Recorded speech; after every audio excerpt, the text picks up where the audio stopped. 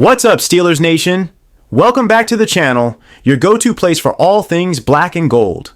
I'm your host, and today, we've got a double dose of juicy Steelers rumors that you're going to want to hear. We're talking about one of the most intriguing storylines heading into the 2025 NFL season. Can Jaylen Warren finally emerge as a full-fledged star and take over the RB1 role in Pittsburgh? And what's this buzz about all-pro safety Justin Simmons potentially wearing the black and yellow? Would he even be a good fit for the Steelers system, especially after some key defensive moves this offseason? Trust me, you're going to want to stick around for this one. We've got film breakdowns, insider takes, and our own analysis. So hit that like button, subscribe if you haven't already, and let's get into it.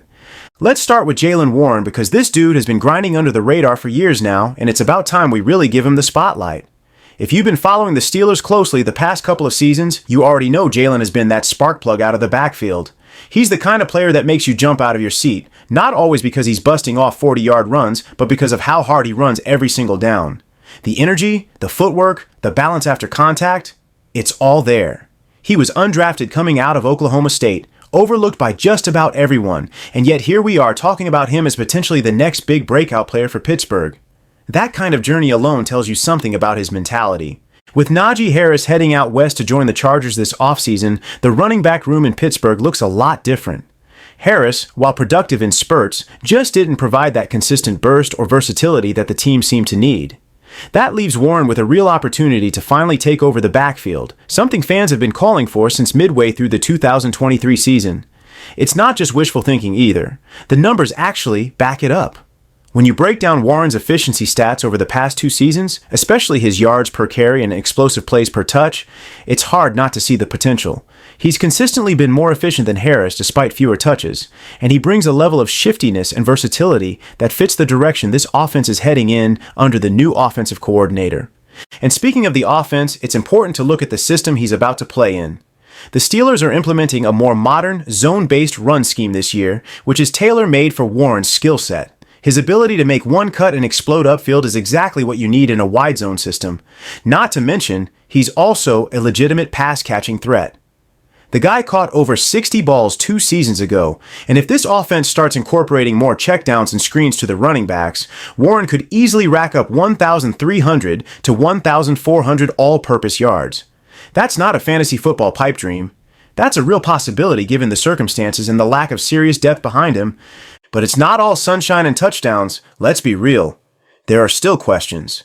One of them is whether Jaylen can handle a full workload over the course of a 17-game season. He's about 5 feet 8 inches, 215 pounds, not tiny by any means, but certainly smaller than your traditional workhorse back. Durability becomes a concern when you go from being a change of pace guy to being the featured runner. He dealt with some nagging injuries last year, and the physical toll of taking 18 to 20 touches a game is no joke. However, the good news is, Warren seems to know that. This offseason, he's been attacking his training with a whole new level of intensity. From speed work to strength and conditioning, he's reportedly focused on becoming more durable, more explosive, and more involved in the offense. He knows this is his moment, and if you're a Steelers fan, that has to fire you up. Now let's talk about the competition because it's not like Warren is just going to be handed the job with a bow on top. There's a rookie in the building, Kaleb Johnson, and this kid has some serious upside. He's a bigger back, built more like Najee, and thrives in those short yardage and goal line situations. If he starts flashing in training camp and preseason, we could see a bit of a timeshare develop. That being said, rookies tend to hit the wall early, and experience goes a long way, especially in pass protection and route assignments. And that's where Warren shines. His pass blocking is actually one of the best among backs on the roster, and in today's NFL, you're not staying on the field on third down if you can't protect the quarterback. So yes, there's competition, but this is Warren's job to lose. Switching gears for a minute, let's talk defense. Because while the Steelers' offense is undergoing a bit of a transformation, it's the defense that faces perhaps the biggest challenge heading into 2025. Trading away Minkah Fitzpatrick was a shocking move for many fans. The 3-time Pro Bowler was the heart and soul of the secondary. Without him, there's a glaring hole at safety, both in terms of talent and leadership. And that brings us to Justin Simmons. Simmons is a name that's been floating around in Steelers circles all offseason. At 31 years old, he's still a very effective, cerebral, playmaking safety. A ball hawk with great instincts, he brings everything you'd want in a veteran leader.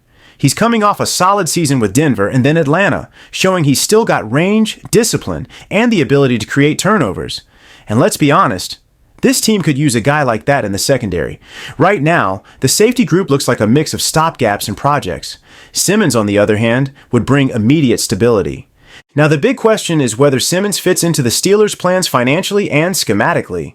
From a cap standpoint, it's doable.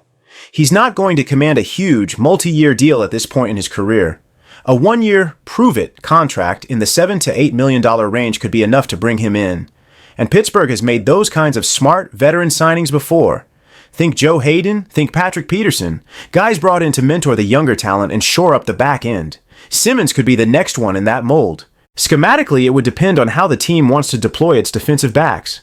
If the plan is to play more two-high safety looks, Simmons thrives in that environment. He's smart enough to cover deep zones, but also physical enough to step into the box when needed. Some people have floated the idea of moving Jalen Ramsey to safety, which could complicate things. But let's be real. Simmons is a better true safety, and Ramsey's skill set is better suited to corner or hybrid roles. Bringing in Simmons would free up Ramsey to be more creative in how the Steelers use him. Of course, there are concerns. Simmons isn't getting any younger, and at 31, the decline could happen at any time. You don't want to be the team stuck with a guy who's a step too slow when the season starts. That said, his football IQ and anticipation help cover for any physical regression. And remember, this isn't about signing Simmons to be a long-term solution. This is about stabilizing the defense in 2025 and making another playoff push. So what's the verdict? On Jaylen Warren, I'm all in. This is the breakout season we've been waiting for. The opportunity is there, the system is tailored to his strengths, and he's done the work in the offseason to prepare. If he stays healthy, don't be surprised if he finishes top 10 in all-purpose yards among running backs. He's not just a solid RB2, he could legitimately be a star by season's end.